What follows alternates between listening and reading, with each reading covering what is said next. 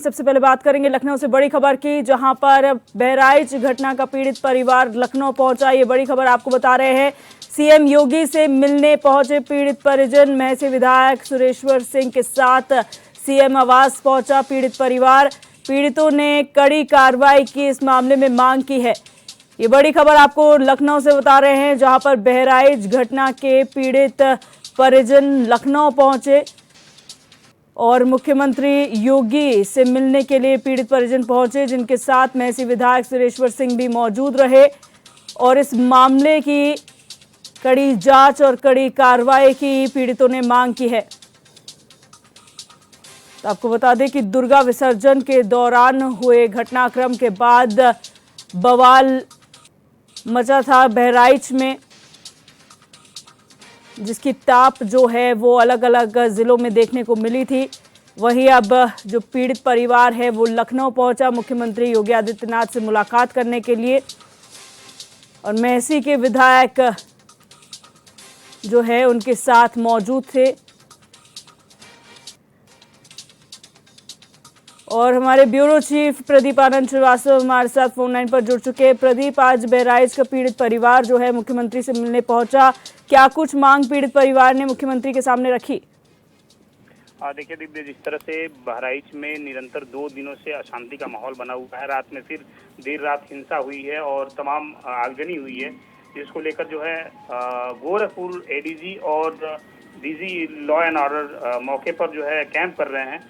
और इसी बीच मुख्यमंत्री योगी आदित्यनाथ के निर्देश पर जो पीड़ित परिवार है उसको लखनऊ बुलाया गया है। लखनऊ अभी कुछ देर पहले वो मुख्यमंत्री आवास पे गए हैं और अभी कुछ देर में मुलाकात योगी आदित्यनाथ से उनकी होगी। उनका कहना ये है कि सिर्फ न्याय उनको चाहिए। उनका जो है उनके घर में जिस व्यक्ति की मृत्यु हुई है वो कमाऊ सदस्य था, उसको कोई लौटा नहीं सकता, लेकिन उसके बदले में उनको न्याय चाहिए। उनको न्याय उस वर्ग से चाहिए जिसने गोली चलाई। और सबसे बड़ी बात यह है कि देसी कट्टे से गोली चली है और बहराइच जैसी जगह में अगर देसी कट्टा मिलता है तो निश्चित रूप से ये विचारणीय प्रश्न है कि पुलिस विभाग वहाँ जो है किस तरह से काम कर रहा है, किस तरह से देसी अवैध हथियार मिल रहे हैं। तो कहीं ना कहीं से जो है प्रथम दृष्टया जो गलती है वो पुलिस विभाग की भी है। और अब जो है मुख्यमंत्री से मिलने के बाद परिवार की मांग को कितना मुख्यमंत्री ने एक्सेप्ट किया है, ये अभी जब परिवार जब मिल के निकलेगा तो फिर पता चलेगा।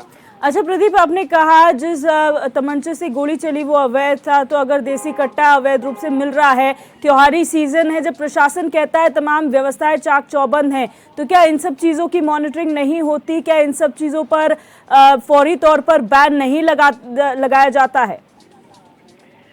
एकदम बहुत ही जरूरी प्रश्न आपने पूछा है। सबसे बड़ी बात है, एडीजी जोन गोरखपुर जब थे इसके पहले अखिल कुमार, तो उन्होंने इस पर काफी बड़ा काम किया था।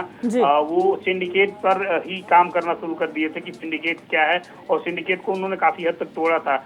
लेकिन उनके तबादले के बाद जो नए एडीजी आए और जो डीआईजी रेंज आए, गोरखपुर, चूंकि बहराइच का जो रेंज है वो गोरखपुर ही लगता है, जोन भी गोरखपुर ही लगता है, तो उन अधिकारियों को इस बात की सुधि नहीं रही कि बहराइच जैसे संवेदनशील जनपद में, जो कि नेपाल से एकदम सटे हुए हैं, अंतर्राष्ट्रीय सीमा सटा हुआ जिला है, यहाँ पर इस तरह की गतिविधि और इन लोगों को अंदाजा तक नहीं लग रहा था। कहीं ना कहीं से अपने आप में जो है ये पुलिसिया कार्रवाई पे भी निशान खड़ा करने वाली बात है। और सबसे बड़ी बात है कि उस मॉब में, उस भीड़ में क्या उस जो व्यक्ति जिसकी मृत्यु हुई है, क्या उसको पहले से टारगेट किया गया था कि अचानक उसको गोली मारी गई? एसआईटी की गठन के बाद ही इन सब बातों पर जो है जो जवाब है वो आ पाएगा। फिलहाल मुख्यमंत्री से मिलने परिवार गया हुआ है। जी, बहुत शुक्रिया प्रदीप तमाम जानकारी साझा करने के लिए।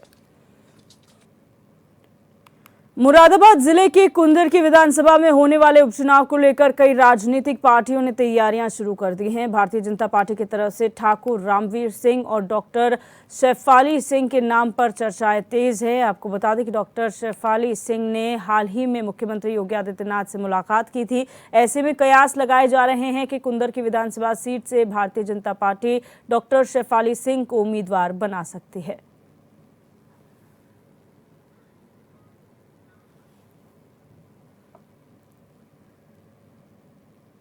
और मोहम्मद खिजर अंसारी हमारे संवाददाता हमारे साथ फोन लाइन पर जुड़ चुके हैं। खिजर, जानकारी चाहेंगे, जिस तरीके से कुंदरकी में उपचुनाव होना है, तैयारियां की जा रही है, अगर प्रत्याशियों की बात की जाए किन नामों पर चर्चा चल रही है बीजेपी की तरफ से?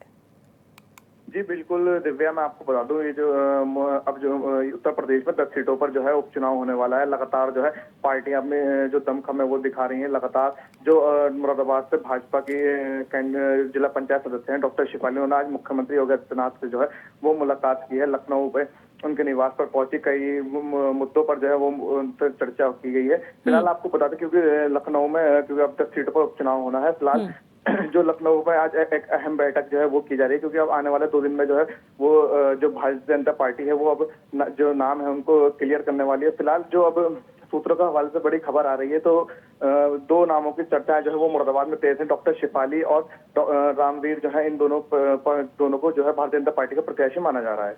अच्छा, यहाँ पर जब उम्मीदवारों की बात की जाए तो किन उम्मीदवारों पर दाव बीजेपी चल सकती है? जिताऊ कैंडिडेट या फिर कोई नया चेहरा यहाँ पर उतारा जा सकता है?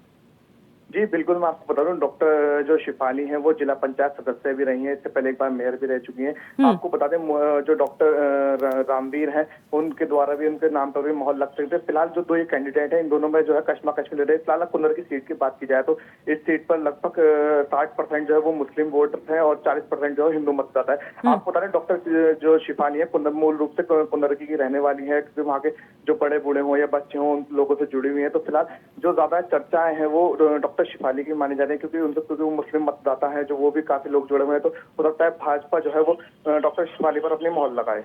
जी, बहुत शुक्रिया खिजर जानकारी के लिए।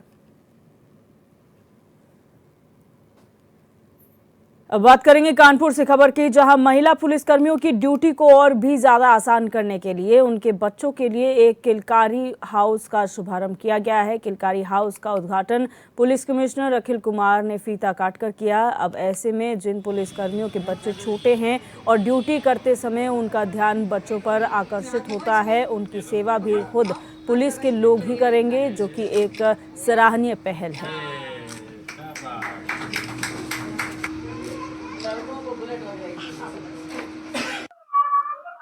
देखिए, पूरे प्रदेश में माननीय मुख्यमंत्री जी के द्वारा मिशन शक्ति अभियान का फेज 5 चलाया जा रहा है, जिसके अंतर्गत आज कानपुर पुलिस कमिश्नरेट में श्रीमान पुलिस आयुक्त महोदय के द्वारा इस किलकारी हाउस का उद्घाटन किया गया है, जिसमें कि सभी महिला पुलिसकर्मी एवं बाकी पुलिसकर्मियों के बच्चे यहाँ पर दिन में रह सकते हैं।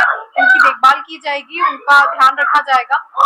इसका मेन उद्देश्य ये है कि महिला पुलिसकर्मियों को ड्यूटी करने में काफी दिक्कतें आती हैं, अपने घर को संभालने में भी। वो लॉ एंड ऑर्डर में भी रहती हैं, बाकी तरह भी पुरुषों के बराबर काम करती हैं, लेकिन घर पे उनके बच्चों की देखभाल के लिए कोई नहीं होता, तो उनका दिमाग वहीं लगा रहता है, काफी परेशान भी रहती हैं। तो उन्हीं के लिए ये किया गया है, जिसमें कि पुलिस परिवार के जितने भी बच्चे हैं उनका ध्यान यहाँ पर दिन में रखा जाए और हमारे जितने भी पुलिसकर्मी हैं वो निश्चिंत होकर अपनी ड्यूटी कर सकें। वहीं बलिया के सहतवार नगर बांसडीह कोतवाली थाना क्षेत्र के राजा गांव खरौनी में दशहरे के दिन रामलीला मैदान में रावण दहन के दौरान 2 पक्षों के बीच जमकर मारपीट हुई थी, जिसमें सहतवार के चेयरमैन नीरज सिंह उर्फ गुड्डू पर मुकदमा दर्ज किया गया है। वहीं प्रेस कॉन्फ्रेंस कर नीरज सिंह ने बताया कि वो सपा के नेता हैं। दशहरे के दिन उन्हें मुख्य अतिथि के तौर पर बुलाया गया था, जहां अपने संबोधन के बाद वो वापस चले गए। इसके बाद मैदान में मारपीट की घटना हुई और मेरे ऊपर भी मुकदमा दर्ज कर लिया गया। उन्होंने आरोप लगाया है कि क्षेत्रीय विधायक केतकी सिंह के इशारे पर राजनीतिक द्वेष के तहत मुकदमा दर्ज किया गया है। उन्होंने अपने ऊपर दर्ज हुए मुकदमे को फर्जी बताते हुए इसकी घोर निंदा की है। क्या होगा, क्या निर्णय लेंगे? हम अपने सारे कार्यकर्ताओं के साथ बैठेंगे, इस पर बात होगी।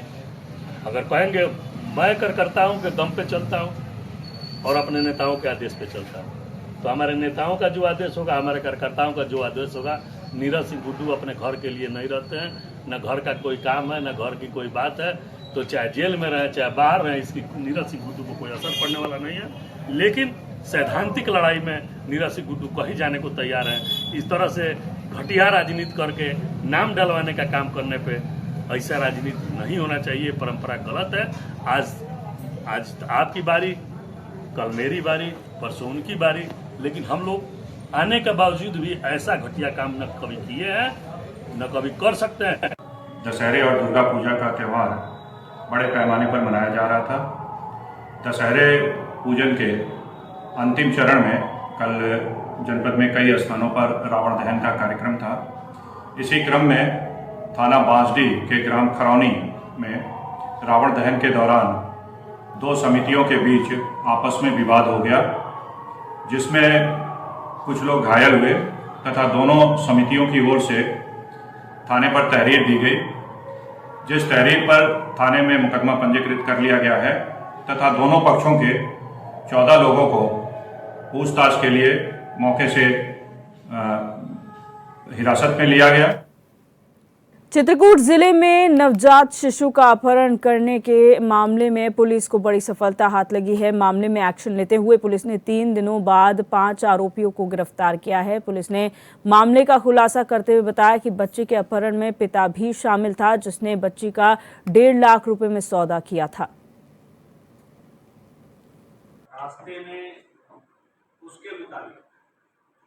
उस बच्ची का पिता भी शामिल है। उसके पास इससे पहले 6 औलादें हैं, 3 बच्चे 3 बच्चियां। 7वीं औलाद को उसने इस तरह से सौदा किया था बेचने का, और इसी बहाने वो लेकर आया, और जब उसे पैसे पूरे नहीं मिले तब उसने पुलिस में इस तरह की तहरीर देकर के मुकदमा लिखाया है। इसमें वो व्यक्ति जिसे बच्ची चाहिए थी, जिसने अवैधानिक तरीके से खरीद फरोख्त की, वो डॉक्टर जिसने इस पूरा षड्यंत्र किया, षड्यंत्र में मुख्य भूमिका निभाने वाली गुड्डी देवी और 2 अन्य जो गाड़ी लेकर के उनके साथ साथ आए थे, इन सबकी गिरफ्तारी हो गई है। अब माननीय न्यायालय के समक्ष इसे प्रस्तुत किया जा रहा है। खबर औरैया से है, जहां जिले के सदर कोतवाली क्षेत्र में अज्ञात वजहों के चलते एक युवक ने युवती को गोली मार दी। फायरिंग की आवाज सुनते ही क्षेत्र में हड़कंप मच गया। वहीं मौके पर मौजूद लोगों ने युवती को अस्पताल में भर्ती कराया, जहां उसकी हालत को देखते हुए डॉक्टरों ने उसे सैफई रेफर कर दिया। वहीं मामले की सूचना मिलते ही पहुंची पुलिस ने मामला दर्ज कर जांच शुरू कर दी है।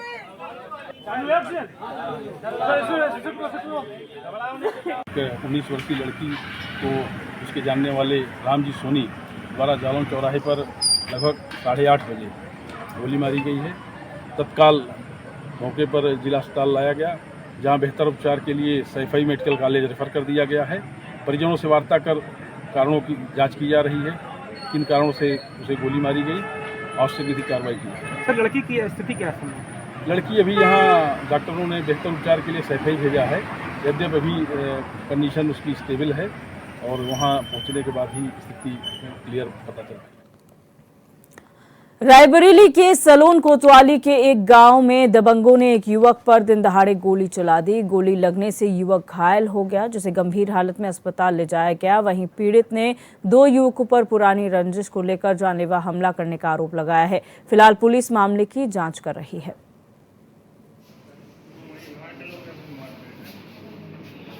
थाना सलोन में एक मुकदमा माननीय न्यायालय के आदेश से 12 पुलिसकर्मियों के खिलाफ लिखा गया है, जिसकी विवेचना थाना स्तर पर प्रचलित है। तथ्यों के आधार पर विधिक कार्रवाई की जाएगी। प्रथम दृष्टया मामला संदिग्ध प्रतीत हो रहा है। वहीं बरेली के इज्जत नगर थाना क्षेत्र के अदलखिया गांव में पुलिस ने जेल से फरार हुए आरोपी को मुठभेड़ के दौरान गिरफ्तार किया है, जिसके कब्जे से पुलिस ने एक बाइक, तमंचा और 2 कारतूस बरामद किए हैं।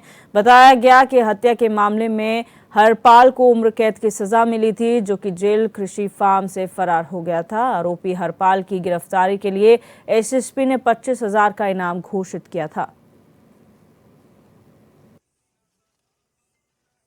दिनांक 10 अक्टूबर 2024 को केंद्रीय कारागार जनपद बरेली से एक सिद्ध दोष बंदी, जिसका नाम हरपाल सन ऑफ तिलक राम है, वह फरार हुआ था। इस प्रकरण में जेल प्रबंधन द्वारा एक तहरीर दी गई थी, जिस पर थाना इज्जत नगर में एक मुकदमा लिखा गया सुसंगत धाराओं में। मुकदमा लिखने के उपरांत जो फरार कैदी है उसके ऊपर इनाम भी हुआ 25,000 रुपये का। इस इनामिया अपराधी को आज दिनांक 14 अक्टूबर 2024 को थाना इज्जत नगर की पुलिस ने मुठभेड़ उपरांत गिरफ्तार किया है। और गिरफ्तारी के दौरान अपराधी द्वारा पुलिस पर फायर किया गया जिसके जवाब में और आत्मरक्षार्थ पुलिस टीम द्वारा भी उस पर फायर किया गया, जिसमें उसके पैर पे गोली लगी है और जो कैदी है उसे गिरफ्तार कर आगे की विधिक कार्रवाई की जा रही है।